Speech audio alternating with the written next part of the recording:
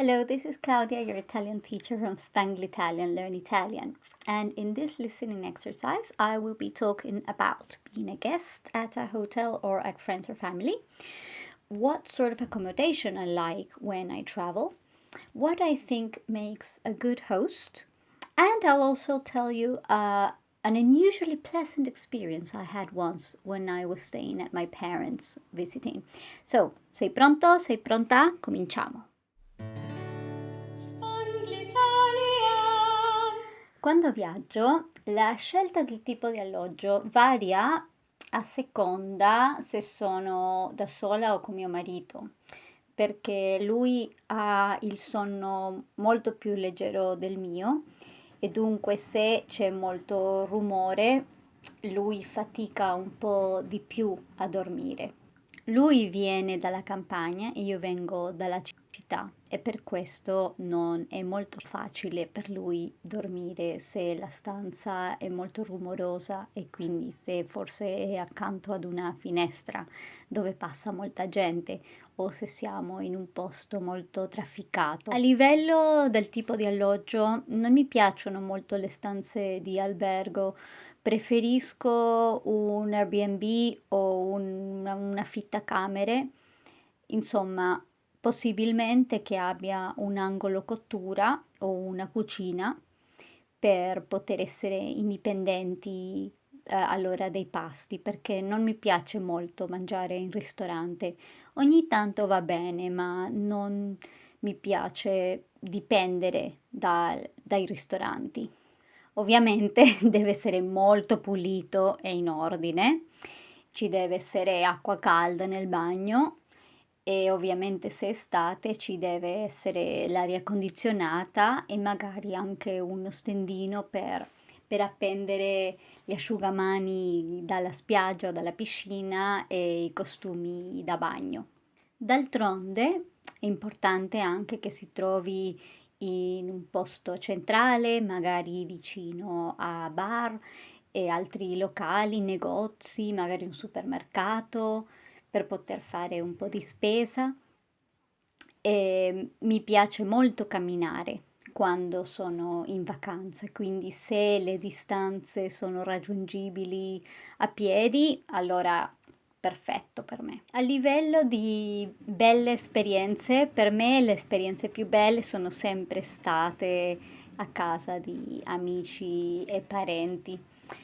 Quando vado dai miei in Perù o quando vado da mia suocera o da mia cognata in Inghilterra, l'esperienza è sempre molto più speciale perché è una casa lontana da casa e si possono condividere molti più momenti di vita quotidiana che la distanza ovviamente non permette. Nel mio caso specifico, a me piacciono molto gli animali di compagnia, e se ci sono animali nella casa, molto meglio. Cani, gatti, furetti, conigli, hamster, cricetti, quello che vuoi. Se ci sono animali, io sono molto contenta. Essere in compagnia dei propri cari è sempre una gioia.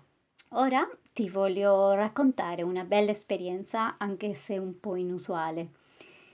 Praticamente ero arrivata dai miei e dopo pochi giorni ho cominciato ad accusare un po' di sintomi di raffreddore e mi sono presa una tracheite, praticamente un brutto virus che mi ha fatto perdere la voce. Non avevo altri sintomi, poi sono passati gli altri sintomi tipo di raffreddore, ma la voce mi è proprio andata via, quindi sono rimasta afona per tutto il soggiorno, per 2 settimane. È stato interessante perché sono rimasta a casa per, per tutte quelle settimane senza vedere amici, senza fare le corse folli che si fanno quando uno abita lontano da casa e poi torna perché vuoi tornare nei tuoi posti del cuore, vuoi fare tante esperienze, vuoi vedere gli amici, vuoi uscire, vai di qua, di là e alla fine ti stanchi tantissimo. E invece questa volta sono rimasta a casa, sono stata molto a letto, a riposarmi, a riprendermi ed è stata un'esperienza molto contemplativa, devo dire, perché ho letto tantissimo, sono riuscita a riconnettermi con la mia casa d'infanzia, con la mia famiglia, ho passato tanto tempo con i miei genitori, con le mie sorelle che venivano a trovarmi. Ho avuto tantissime coccole e tantissime cure, più del solito perché non stavo bene. E allora erano tutti preoccupati per me. E siccome io faccio anche la cantante, ogni volta che mi va via la voce è il panico più assoluto. Per fortuna in quel periodo non avevo dei concerti imminenti e allora mi sono presa questa esperienza con un po' più di calma. Ma sono state settimane, devo dire, belle. Ho scritto tantissimo nel diario, ho letto 4 libri, mi sembra, e ho comunicato attraverso bigliettini e addirittura prima di tornare a casa 2 giorni prima di prendere l'aereo mi è tornata la voce, ma io avevo già scritto delle lettere per tutti per ringraziare tutte le loro premure, tutte le loro cure durante il mio soggiorno, nel caso non fossi riuscita a parlare, no? E adesso, ogni volta che torno dai miei, cerco sempre di ritagliarmi un po' di tempo per ricreare questa esperienza, senza la malattia però, ma cerco di ritagliarmi sempre un po' di spazio di calma e contemplazione. Ti è mai capitato una cosa di questo tipo? Non so se magari tu che mi guardi, non so da dove mi guardi, se abiti lontano da casa, se sei lontano dai tuoi parenti, dai tuoi amici e ogni tanto li vai a trovare. Mi interesserebbe sapere se ti è mai capitata una cosa simile. Per quanto riguarda avere ospiti a casa, questa è una cosa che a me piace tantissimo. Penso che non ci voglia tanto, solo piccole accortezze per mettere gli ospiti a proprio agio. Per esempio, ovviamente il bagno deve essere pulitissimo, una saponetta nuova, sanitari, pavimenti, specchio e doccia pulitissimi, lucidi e asciugamani puliti. E nella loro stanza passo la scopa, lavo a terra, cambio le lenzuola, libero delle superfici perché gli ospiti possono appoggiare, che ne so, valigie, borse, eccetera. Mi piace anche mettere una ciotolina portaoggetti accanto al tavolino, se vogliono mettere, che ne so, anelli, braccialetti, orologi, altre cose.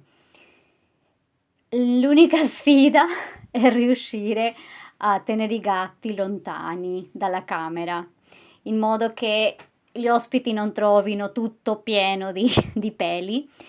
E per fortuna molti dei miei amici e i miei parenti sono tutti gattari come me, e allora questo non è un grande problema, ma non è sempre il caso. A livello di pasti, a me piace tantissimo cucinare, mi piace creare dei momenti di convivialità attraverso il cibo. Essendo di origine, avendo questa origine mista latina, latinoamericana e italiana, il cibo è molto importante per me, per la mia cultura.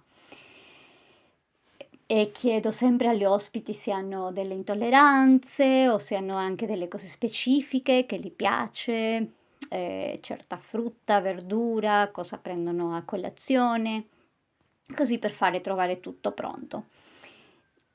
Poi mi sembra molto importante dedicare del tempo agli ospiti, quindi se riesco a spostare le lezioni ad altri giorni o magari concentrarli in un giorno solo o in un paio di giorni, così da avere un po' più di tempo libero.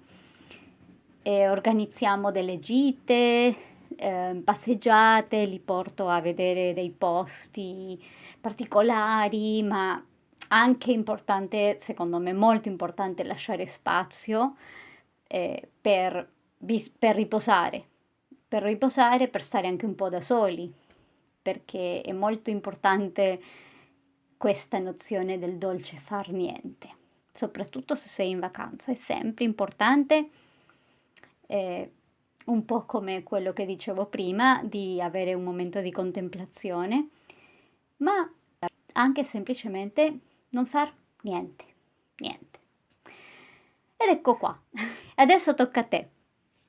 Cosa ti piace in un alloggio? Che tipo di alloggio ti piace? Ti piace l'albergo? Ti piace andare a stare da amici e da famiglia?